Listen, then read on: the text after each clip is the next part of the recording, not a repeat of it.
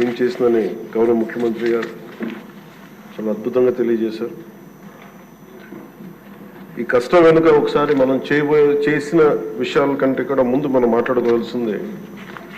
మనం ఏం ఇన్హెరిట్ చేసాం, ఏం వారసత్వంగా వచ్చినాయి ఒకసారి చూస్తే అధ్యక్ష, గుంతలు, శిథిలమైపోయిన రోడ్లు, విచ్చలవిడిగా పెరిగిపోయిన గంజాయి వనాలు, ఇసుక దోపిడీలు, రివర్స్ టెండరింగ్లు, నిర్వీర్యం అయిపోయిన పంచాయతీలు, ఆరోగ్యశ్రీకి ఇవ్వని డబ్బులు, రామతీర్థం రాముల వారి విగ్రహం నరికివేతలు, 219 ఆలయాలు అపవిత్రం చేయడాలు, మద్యం దోపిడీలు, ఎర్రమట్టి దిబ్బల దోపిడీలు, కూల్చివేతలు, వీటిని వారసత్వంగా తీసుకొచ్చాం అధ్యక్ష. ఆ వారసత్వం మనకి సంక్రమించిన తర్వాత గత ఎన్నికల సమయంలో ఈ వరుస దోపిడీలు, వీరి అరాచకం చూసి ఏ విధంగా దీన్ని రాష్ట్రాన్ని తిరిగి గాడిలో పెట్టాలి అని ప్రతి ఒక్కరి ఆకాంక్ష అధ్యక్ష. ఆ సమయంలో 3 సార్లు ముఖ్యమంత్రిగా చేసి ఈ రోజున భారతదేశంలో తెలుగువారు భారతీయులు ఎక్కడున్నా సరే దాంట్లో దాదాపు సగం వంతు తెలుగువారే ఉండటానికి ముఖ్య కారకులు. నాలెడ్జ్ ఎకానమీ అనేది ప్రాతిపాదిక చేసుకొని దాన్ని దేశమంతా విస్తరించిన ఒక విజనరీ. అలాంటి అనుభవం గల ఒక పాలసీ మేకర్ ముఖ్యమంత్రి, ఆయన్ని కూడా ఇబ్బందులు పెట్టి ఆ రోజు జైల్లో పెట్టిన ఆయన్ని ఎన్ని రకాలుగా పెట్టినా ఒకటే అనుకున్నాం, ఇలాంటి వారసత్వంగా వచ్చిన సమస్యలను మనం ఎలా అధిగమించగలం అని. ఈ రోజున 150 రోజుల పాలనలో ముఖ్యమంత్రి గారు చెప్పింది, గౌరవ ముఖ్యమంత్రి గారు చెప్పింది చాలా ఉత్సాహం ఇచ్చింది, ఉత్సాహాన్ని నింపింది, భవిష్యత్తు పట్ల విశ్వాసాన్ని తీసుకొచ్చింది. సో మనస్ఫూర్తిగా వారికి నా ధన్యవాదాలు తెలియజేసుకున్నాను అధ్యక్ష. నాకు సంపూర్ణమైన విశ్వాసం ఉంది అధ్యక్ష. ఇది మొన్న మహారాష్ట్రకి వెళ్తే నేను ఆ మాట చెప్తున్నప్పుడు ప్రతిసారి మన రాష్ట్రం మీద చాలా బాధ అనిపించింది. మహారాష్ట్ర $1 ట్రిలియన్ ఎకానమీ అవ్వాలని మనస్ఫూర్తిగా కోరుకుంటున్నానని. నా మనసులో ఇబ్బంది పడింది ఏంటంటే మన రాష్ట్రానికి ఎందుకు అది బలంగా చెప్పలేకపోయాం అనేది. కాకపోతే మనకు వారసత్వం వచ్చిన సమస్యలు కాబట్టి ఆ రోజున చెప్పలేకపోయాను. ఈ రోజు నాకు 150 రోజుల గౌరవ ముఖ్యమంత్రి గారి అనుభవంతో కూడిన ఈ పాలనలో నాకు సంపూర్ణమైన విశ్వాసం ఉంది అధ్యక్ష. ఆంధ్రప్రదేశ్ $1 ట్రిలియన్ ఎకానమీగా అతి త్వరలోనే ఈ 5 సంవత్సరాలు వెళ్తుందని మనసు సంపూర్ణ విశ్వాసం ఉంది. $1 ట్రిలియన్ మన ప్రజలకు అర్థం అవడానికి 7,65,000 కోట్ల ఎకానమీ. గత ప్రభుత్వం మనల్ని ఎకానమీని నిర్వీర్యం చేసింది, ఇబ్బంది పాలు చేసింది, అన్ని రంగాల్లోనూ రాష్ట్ర ప్రభుత్వాన్ని వెనక్కి తీసుకెళ్లిపోయింది. ఈ పరిస్థితుల్లో గౌరవ ముఖ్యమంత్రి గారి అనుభవం, మీ పారదర్శకత, మీ విజనరీ దృష్టి, ఇవన్నీ కూడా మాకు ఈ $1 ట్రిలియన్ ఎకానమీ వైపు పరిగెడుతున్నాయి అన్న దాంట్లో ఏమాత్రం సందేహం లేదు అధ్యక్ష. అలాగే మన గత ప్రభుత్వం చివరికి పాస్బుక్లో కూడా గత ముఖ్యమంత్రి గారి ఫోటోలు పెట్టుకోవడం, అలాగే ఏ పథకాలకైనా సరే కేవలం వారిది పెట్టుకోవడం చాలా ఇబ్బంది కలిగజేసింది అధ్యక్ష.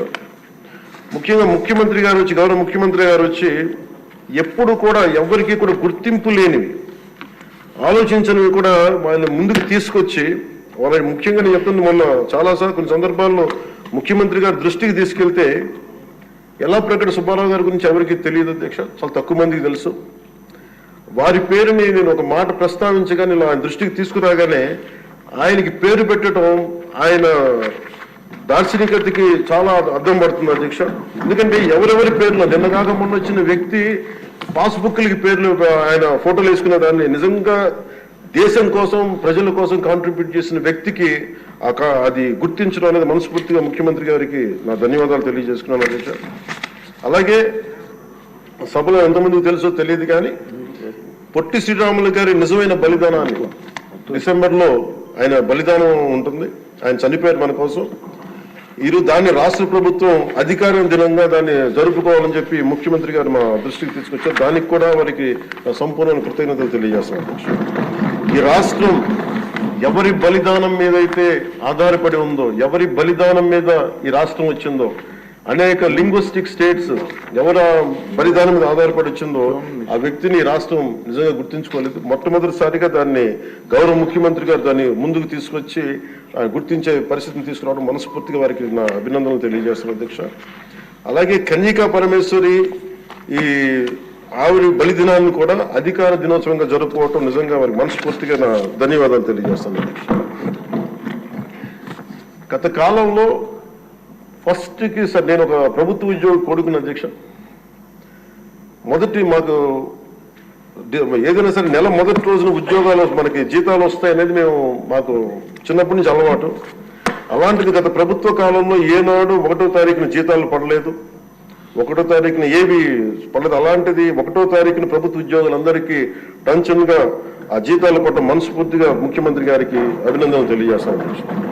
అలాగే 64 లక్షల మంది బెనిఫిషరీస్కి లబ్ధిదారులకి 4,000 చొప్పున వారికి 1000 రూపాయలు పెంచి మరి ఇవ్వడం మనస్ఫూర్తిగా వారికి నా అభినందనలు తెలియజేస్తున్నాను. అది కూడా అందరం వెళ్ళి వారి చేతికి అంటే దీనికి ఏ వ్యవస్థ అవసరం ఉన్న వ్యవస్థని సమర్థవంతంగా వాడుకొని ఇంటికి క్యాష్ చేరవేయటం మనస్ఫూర్తిగా వారికి నా అభినందనలు తెలియజేస్తున్నాను.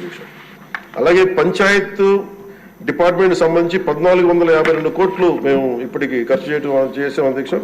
అలాగే ఇండిపెండెన్స్ డే సెలబ్రేషన్స్ కూడా చాలా ఘనంగా జరుపుకున్నాం, డబ్బులు పెంచి అనేక సందర్భాల్లో తెలియజేశాను. 13,326 గ్రామ పంచాయతీలకి జాతీయ ఉపాధి హామీ పథకం కింద పల్లి పండుగ ద్వారా 4,500 కోట్లు నిధులు విడుదల చేశాం అధ్యక్ష. అలాగే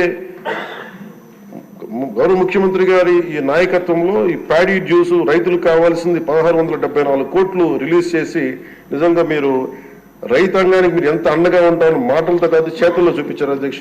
వారికి మనస్ఫూర్తిగా నా ధన్యవాదాలు. అలాగే ప్రభుత్వానికి మన కేంద్ర ప్రభుత్వానికి ఎంత అండగా ఉంది మోడీ గారి ఆధ్వర్యంలో ఉన్న కేంద్ర ప్రభుత్వం అనడానికి అమరావతికి 15,000 కోట్ల రూపాయలు, పోలవరంకి 12,500 కోట్ల రూపాయలు, రైల్వే ప్రాజెక్ట్స్ దాదాపు 70,000 కోట్ల పైచిలకు, హైవేస్ అయితే దాదాపు ఇప్పటికే 55,000 కోట్ల రూపాయలు ఈరోజు మనకి ఇచ్చారు అధ్యక్ష. పనులు జరుగుతూ ఉన్నాయి.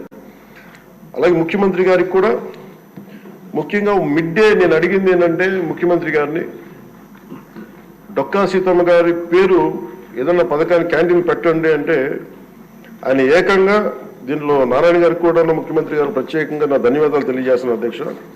మధ్యాహ్న భోజన పథకాన్ని విద్యార్థుల మధ్యాహ్న మిడ్ డే మీల్ స్కీమ్ కి డొక్కా సీతమ్మ గారి పేరు పెట్టడం మనస్ఫూర్తిగా వారి చేతులు ఎత్తి నేను నా మనస్ఫూర్తి గారికి కృతజ్ఞతలు తెలియజేస్తున్నాను అధ్యక్ష. అలాగే ఇలాంటి స్ఫూర్తి చూసి నాకు కూడా వ్యక్తిగతంగా నేను ముఖ్యంగా ఆయన లీడర్షిప్ ఎబిలిటీ, ఒక క్రైసిస్ వచ్చినప్పుడు ఒక నాయకుడు ఎలా ఉండాలి, ఒక వరదలు వచ్చినప్పుడు ఎలా ఉన్నారనేది మనకి విజయవాడ బొడుమేరు వరదలప్పుడు అసలు ఆయన చూపించిన నాయకత్వ పటిమ ఇవన్నీ చాలా ఆదర్శనీయం అధ్యక్ష. మేము వెళ్ళి కాళ్ళు మన చొక్కా మడిచి ఆయన దిగి బురదలో నడిచి దిగి ఆయనకి అవసరం లేదు, ఆయన చేయించవచ్చు.